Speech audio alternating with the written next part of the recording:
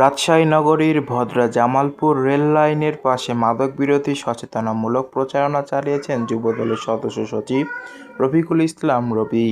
এ সময় তিনি মাদকের বিরুদ্ধে সামাজিক আন্দোলন গড়ে তোলার জন্য সবাইকে একসঙ্গে কাজ করার আহ্বান জানান। রফিকুল ইসলাম রবি বলেন, সমাজ থেকে মাদক নির্মূল করতে হলে সবাইকে কাঁধে কাঁধ মিলিয়ে প্রচারণা চালাতে হবে। তিনি বলেন, আমরা যদি সবাই মিলে মাদকের বিরুদ্ধে সচেতনতা তৈরি করি তাহলে অবশ্যই সমাজে ইতিবাচক পরিবর্তন আনা সম্ভব। তিনি আরও বলেন, যারা মাদক বিক্রয়ের সঙ্গে জড়িত আছেন তাদেরকে এ পথ থেকে সরে আসার জন্য সতর্ক করা হচ্ছে। এরপরেও যদি কেউ স্বেচ্ছায় মাদক বিক্রি চালিয়ে যায় তাহলে তাদেরকে আইনের হাতে তুলে দেওয়া হবে।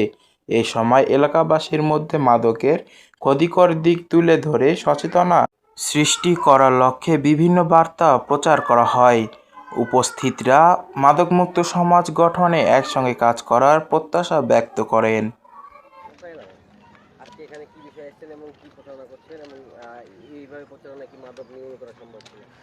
অবশ্যই যদি আমরা সবাই এলাকাবাসী সচেতন হই, সবাই যদি একসাথে কাঁধে কাঁধ রেখে যদি আমরা মাদকের বিরুদ্ধে যদি প্রচারণা করি, অবশ্যই আমি মনে করি একটি সমাজকে পরিবর্তন করা যাবে। একটি মাদক ব্যাধি যারা মাদক বিক্রি করে তারা অবশ্যই এটা থেকে দূরে থাকবে। আর যারা বলার পরেও যদি সতর্ক না হয়, তারা যদি স্বেচ্ছায় যদি আবার বিক্রয় করে, কেউ যদি মাদক সেবন করে, আমরা তাকে আইনের হাতে তুলে দেব।